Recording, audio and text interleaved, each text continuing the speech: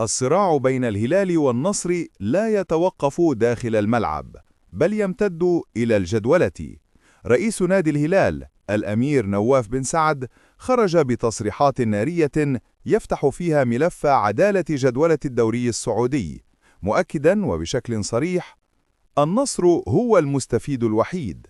وخدمت النصر بمنحه بداية سهلة منحت الفريق النصراوي العلامة الكاملة في أول 8 جولات، ورفض حجة أن النصر سيواجه الكبار في النهاية، موضحاً أن الإرهاق في نهاية الموسم يطال الجميع، مما يجعل النصر يواجه فرقاً منهكة، وهذا يحول الاستفادة المؤقتة إلى ميزة استراتيجية.